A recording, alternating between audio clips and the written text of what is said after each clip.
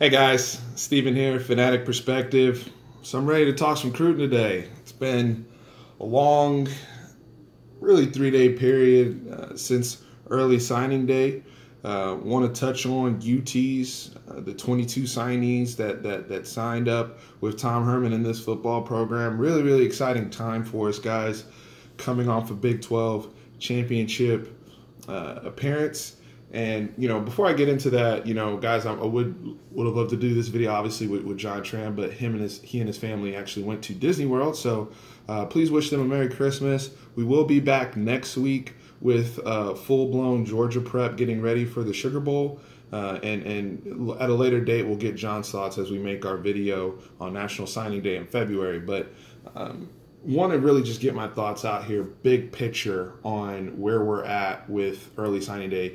Like I said, signing 22 guys, I believe 11 out of state of Texas. So y'all let me know in the comments how y'all feel about that. Those of you who are native Texas guys, UT's a global program and there's fans all over the place. So I've always noticed that people from out of state are excited when we sign guys from different states and really broaden the program. But I've also noticed that those folks that are from Texas like their homegrown guys, and rightfully so. We have great high school football here, arguably the best in the country, and we want to lock down our state as always. But this class, just starting out, this is really an out-of-state class, star-studded though. But big picture, looking at this 2019 class, when I go down the list of signees, and many of these guys I've watched, whether it's huddle tape or whatever, because high school you can only see so much. Many of you follow various recruiting services, but unless you're really going to the games and seeing these guys, each snap, you're only able to evaluate so much. But with that being said, big picture, what jumps out to me is Playmakers. Tom Herman, Brian Carrington, all these guys deserve a lot of credit on going out and filling the need of getting explosive playmakers. This season is the strides we made offensively, and we did make a lot of strides. We found an identity in terms of strength, whether it was run blocking or physically dominating guys in the pass game or with our quarterback run game. As great as all that stuff was, we weren't able to generate explosive plays throughout the season. Our longest play on the season was 48 yards. So going out and signing a Jordan Weddington, a Jake Smith, a Marcus Washington, even a Shaun Johnson, these are guys that are going to generate explosive plays. And Tom Herman, again, I think I said this in our Big 12 championship prep. He alluded to this in when he was talking about Hollywood Brown and like, hey, we got to get some more of these guys. Well, y'all saw the state championship game. I think it was for either 3A or 4A, but you saw the state championship game yesterday. Jordan Weddington putting on one of the greatest Texas high school football performances we've ever seen. Record-breaking performance, over 300 yards rushing, 6 touchdowns, 11 tackles, MVP, all everything. He's a guy, honestly, deserves 5 stars. I don't know how they do these star rankings. Somebody wants to chime in there. How he started off as a 5-star. He commits to Texas. He gets docked down to a 4-star. I don't know if he was injured or had some negative tape. Somebody enlightened me or didn't perform as well at a particular camp. But from everything I've followed over this guy over the last 2 years, he's been all everything. Leader, off the field and on the field. So just watching him literally put his team on his back and carry his team to a state championship in the manner in which he did. And look, I'm excited because many people are concerned about, is he going to play running back? Is he going to play wide receiver? Is he going to replace PJ Locke on defense? Like, all of the possibilities with him in particular are endless. And look, I'm here to tell you, it's 2018 going to 2019, and just like basketball is kind of going positionless, football is following that trend in certain manners, where guys can be interchangeable. We may see Deshaun Jameson, a guy we signed last year, go from offense to defense, and he came in defense, offense, now back to defense.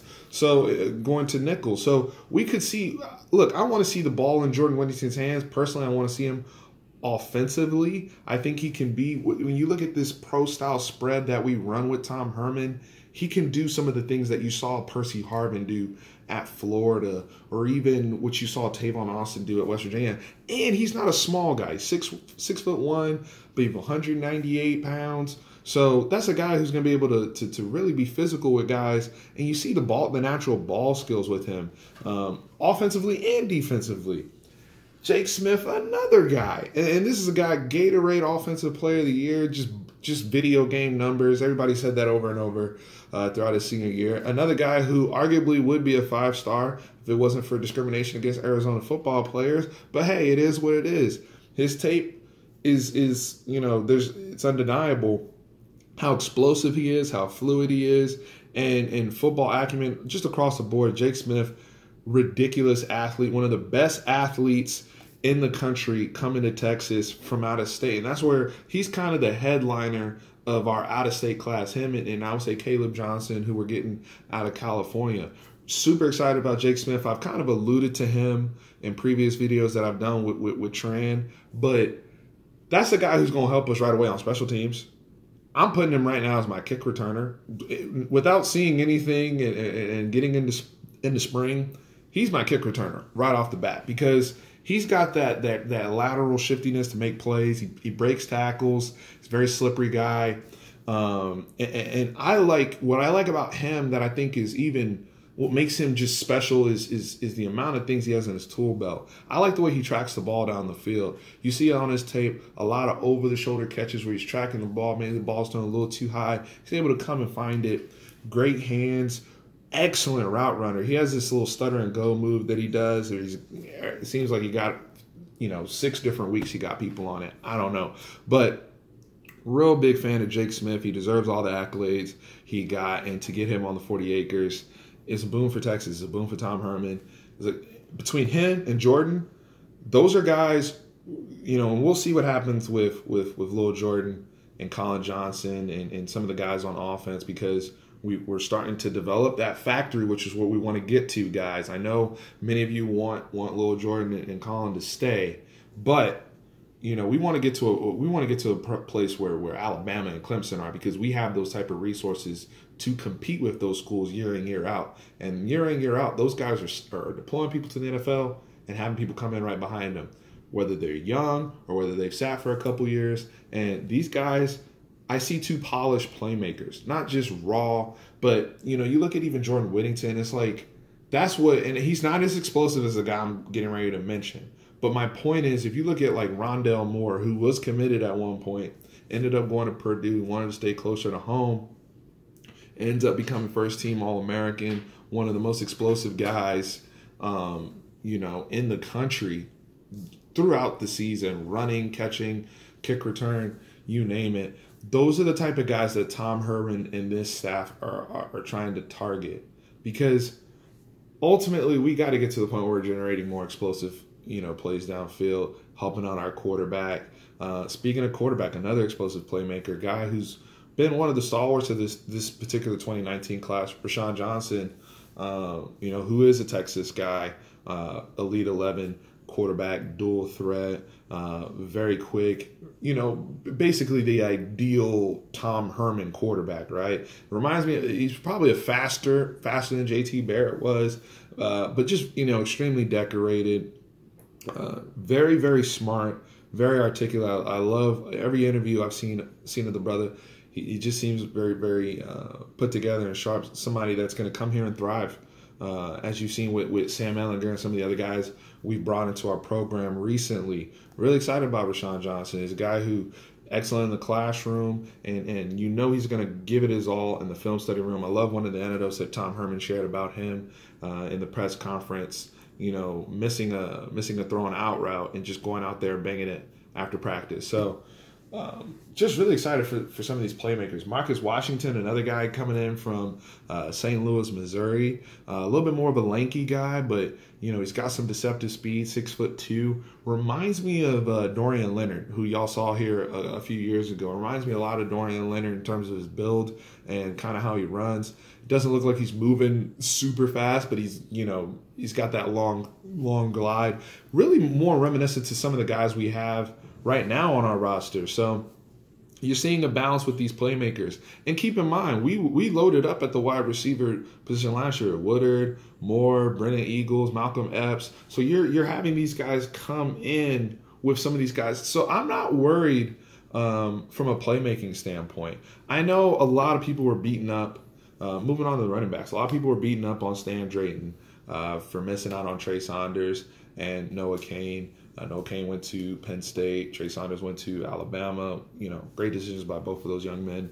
But we ended up going to Georgia. We hit Georgia up twice. Darien Brown, very underrated running back who really kind of started making his surge up over the last year and a half. I think if he wasn't at 2,000 yards this season or close to, out of Buford, Georgia, really, really excited about him. Very fluid runner from what I've seen on tape, and a guy who can be explosive. So, our running back situation is going to be really competitive because we know what we got in Keontae Ingram going next year. Shout out to Trey Watson for holding us down for a year and letting us get things settled where we needed. But now, Daniel Young, hopefully he can come back as an upperclassman with his mind right, coupled with this young man, Darien Brown, coming in. And we'll see what happens with Kyle Porter. Obviously, Tonell Carter already transferred, and Kirk Johnson, it's just a sad story with his injuries and whatnot. But the running back room right now, I know a lot of people are down on it without, with the Sanders and Cain.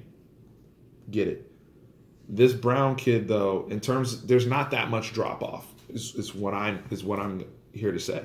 And if we're able to get in a couple more linemen, I'm getting ready to touch on the linemen because we had I would say the biggest last minute win we had was Isaiah Hookfin out of Sugar Land, Texas. We were really concerned only having one offensive lineman so far that signed. Now, granted, that one offensive lineman who it's taken me 11, 12 minutes to mention his name, Tyler Johnson, who's arguably our highest rated recruit this year and could potentially compete right off the bat for a starting job. Really big guy. But getting Isaiah Hookfin in there, look, recruiting is a numbers game. At the end of the day, I've kind of highlighted some of the guys I like and that I know I've really followed and seen. But at the end of the day, not all these guys are going to break through and become, everything that we hope for. But what you have to do is pile up the numbers. And you're seeing that from this coaching staff. They're piling up the numbers in the quarterback room. Obviously, there was news earlier this afternoon about Cameron Rising, one of our, promising young freshman quarterbacks who they saw his name in the in the transfer portal for schools to be able to reach out and contact him. And look, we brought in 2 quarterbacks last year. We have Shaun Johnson coming in this year. We have Hudson Card from Lake Travis coming in 2020. It's a very competitive game. Sam Ehlinger still has 2 more years of eligibility. Shane Buechele's still around.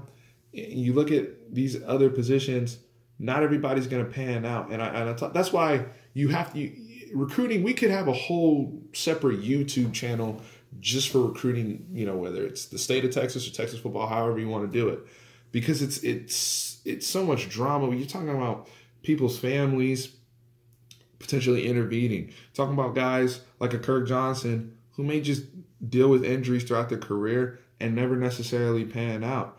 You have guys that get in college and get female problems or drug problems. You don't know. I mean, and I'm doing this for you guys, and I'm excited about it too. But at the end of the day, we have to be cognizant that these are 17, 18, 19-year-olds.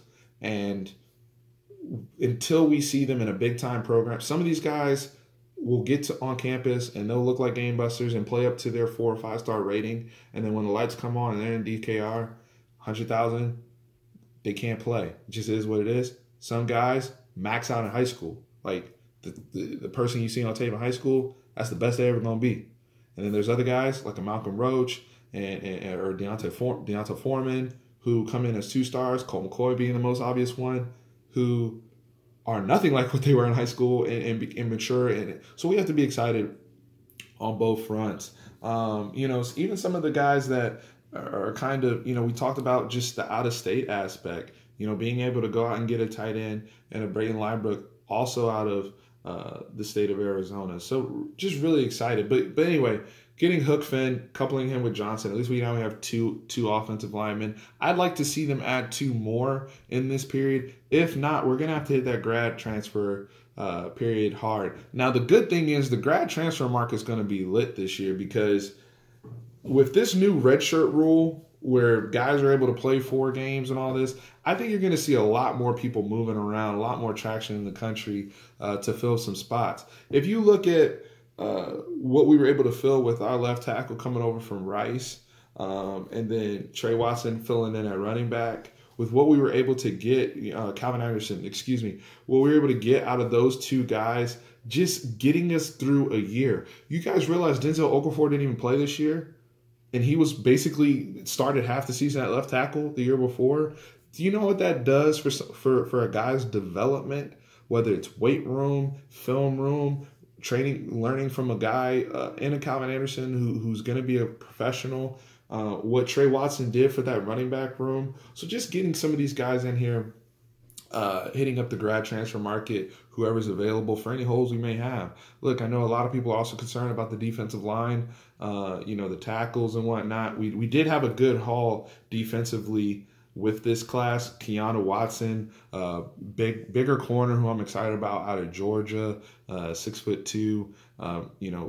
Reminds me, it's funny, we have a big corner in Devontae Davis leaving, who we got out of Florida a couple years ago, and we have another one coming in from Georgia, Chris Atamora, another safety coming in. Again, that numbers game. Hey, we have plenty. We signed all these safeties last year. I don't care. Let's bring them all in. And then, obviously the guy who out of California, DeGabriel Floyd, who was one of the most vocal young men on Twitter, fired up about life, fired up about the University of Texas and being a part of this program. He's a guy who is going to be a fantastic linebacker for us, in my opinion, if everything pans out and he stays healthy. I watched him return kicks, at his size, almost 240 pounds. Very explosive guy, coupled with Caleb Johnson coming in. So I'm very excited about our linebacker room, talking a little defense right now, getting better, getting that punch at the point of attack, because we are losing a lot in an Anthony Wheeler and a Gary Johnson. So overall, now I think I just mentioned the defensive tackles, but yeah, you guys have to realize, I know Ajomo, I think he really messed up his knee, but if you go back to so we would probably lose him. But Keandre Coburn, big-time defensive tackle we signed last year, who will be a redshirt freshman. He did play in a couple games this year. I am looking forward to seeing him play in the bowl game as well. But that's going to be, hopefully that will be the guy that fills in the next, hopefully 3 years for Chris Nelson and Poona Ford, because we are light at that spot right now.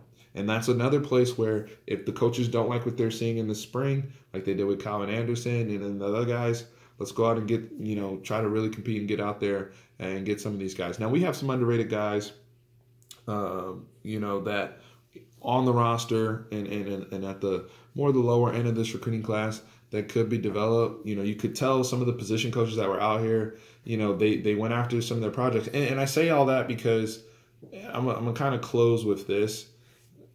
I love how strategic we are.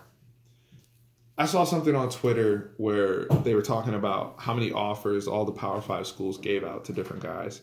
And, in comparison to who signed and whatnot. And you look at the higher, the schools that were just offering everybody. I think it was Tennessee offered I don't know if this is a real number, but it was 200 kids or 400, I don't know, 200 something kids or whatever. And we were actually in the bottom 5 with Stanford and Washington. I think we offered 95 kids. So but are all those guys 4 and 5 stars? No, we kind of have them, we have mostly 4 stars and we have some 3s in there, but just how strategic and selective our coaches are being. I like what one of the brothers said on Twitter, the spray and pray mentality that Tennessee was doing. And not to take any shots at Tennessee, but I thought it was funny. Some of the bigger schools that just, send an offer out to everybody and try to, spray it all over the place. But Texas isn't doing that. And that is something that we have to be proud of. I'm not going to get into what, weaknesses of the class and all that type of stuff. It's too early right now, guys. It's way too early. Looking forward to, the young men getting on campus in January and competing in spring ball. I know many people are a little let down on how we did in the state of Texas.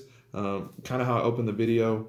Obviously, we got some tough competition from Texas A&M, who finished arguably with a top 3 class. Oklahoma had a real strong class. Obviously, they have Spencer Rattler coming in there, dual threat quarterback who's going to be looking to replace Kyler Murray right off the bat. And they finished, consensus 8. We finished consensus 9, depending if you're looking at 24/7, ESPN, Scout, what have you. So overall, guys, it's an exciting time, an exciting period for us going before our bowl game. Right now, all my focus is on the Sugar Bowl, to be honest with you. But I did want to cover just some of the guys I know I've followed over the last few years and getting the opportunity to see them signed. I wanted to really take my time in first of all, because the period is not just one day. It went through Friday, and really assessing the class.